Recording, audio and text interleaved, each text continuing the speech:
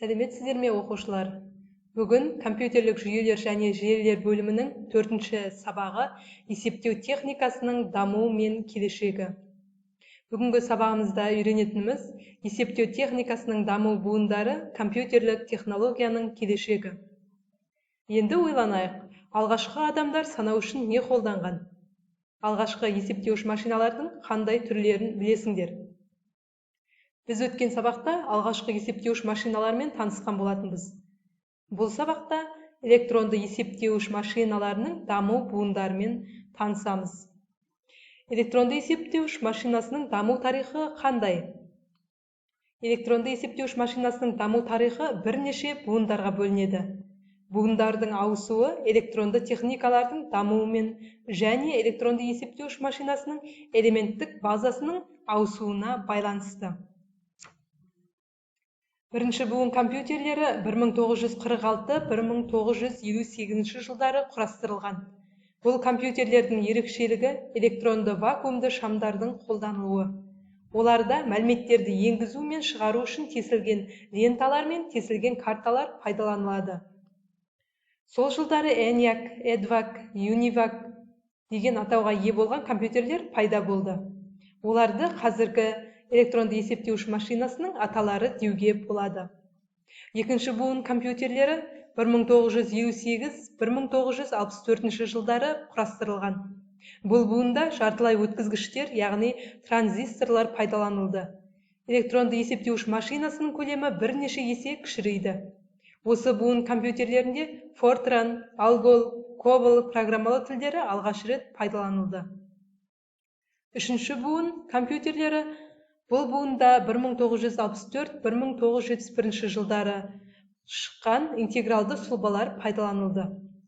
Интегралды сұлба бірнеше жүз мың транзисторлары бар шағын жартылай өткізгіш кристалл. Осы кезде электронды есептеуіш машиналар көлемді ақпаратты сақтау мүмкіндіктеріне ие болды. Сонымен қатар ақпаратты сақтау құрылғыларының жаңа түрі магниттік дискілер пайда болды. Төртінші буын компьютерлері. Бұл буынға 1971 жылдан бастап жасалған компьютерлер жатады. 1971 жылы америкалық Intel фирмасы компьютердің негізгі блогы процессордың жұмысын орындауға қабілетті өте үлкен интегралды сұлбаны алғашқы микропроцессорды жасады. Бұл буында ақш-тың IBM фирмасының және Apple фирмасының Macintosh компьютерлері танымал болды. Бесінші буын компьютерлері ғалымдар болашақ бесінші буын компьютерлерін құрастыруда. Бұл кезеңде адам тілін түсінетін жасанды интеллектісі бар болашақтың машинасы жасалады. Бұл идея толығымен жүзеге асқан кезде адамдар компьютерлік программалардың көмегімен емес, ауызекі сөйлеу тілімен басқарады. Бесінші буынның компьютерлері программалар құрмай-ақ міндеттерді шешуге мүмкіндік береді. Есептеу техникасының даму перспективалары қандай? Есептеу техникасының даму перспективалары туралы нақты болжамдар жоқ. Ғылым мен техника саласы қарқынды дамуда. Ғалымдардың, өнертапқыштардың идеялары жүзеге асырылып, әлемде түрлі жаңа техникалық құрылғылар шығып жатыр. Қазіргі кезде қолданылып жүрген заманауи компьютерлерге тоқталайық. Тасымал компьютер. Жеңіл, ықшам, жұқа, экранды дербес компьютер. Оны ноутбук деп те атайды. Тасымал компьютерлер батареямен жұмыс істейтіндіктен адамдар оларды өзімен бірге алып жүріп, қызмет кезінде қолдана алады. Тасымал компьютердің дербес компьютерден айырмашылығы оның микропроцессоры, экраны және пернетақтасы бір корпуста орналасқан.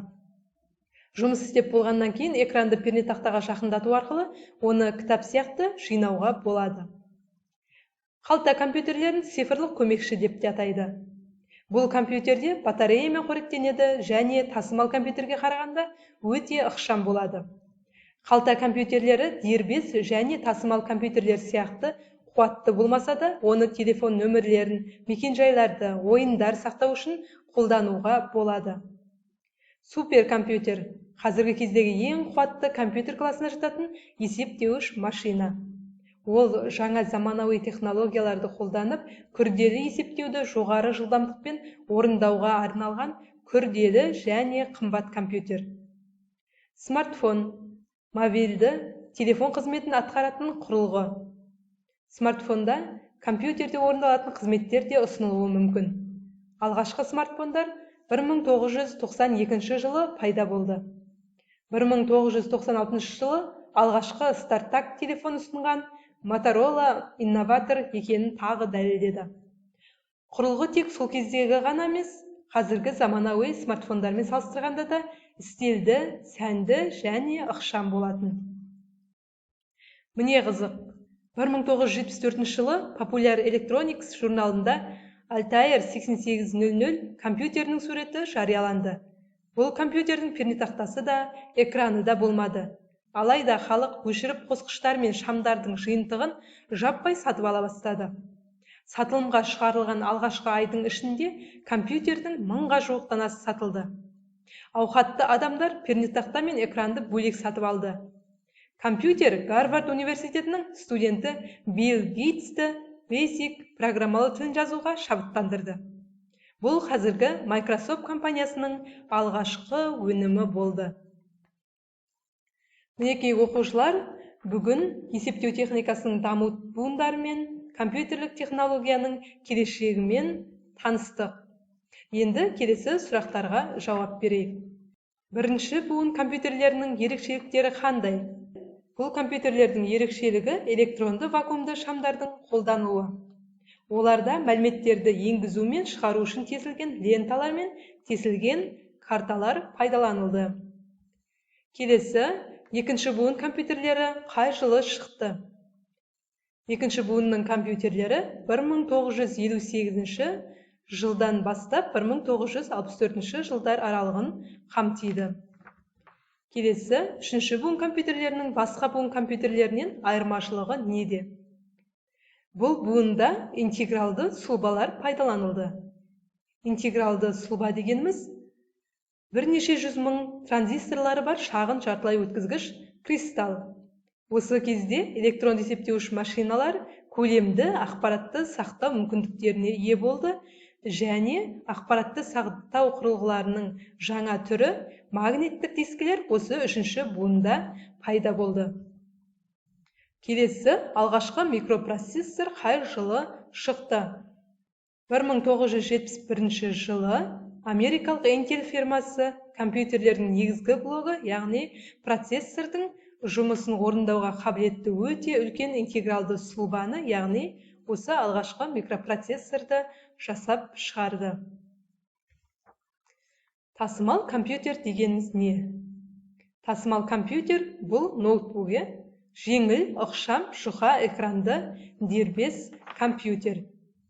Бұл дербес компьютерлер батареямен жұмыс істейтіндіктен адамдар оларды өзімен бірге алып жүріп, қажет кезінде қолдана алады. Бұл тасымал компьютердің дербес компьютерден айырмашылығы, оның микропроцессоры, экраны және пернетақтасы бір корпуста орналасады.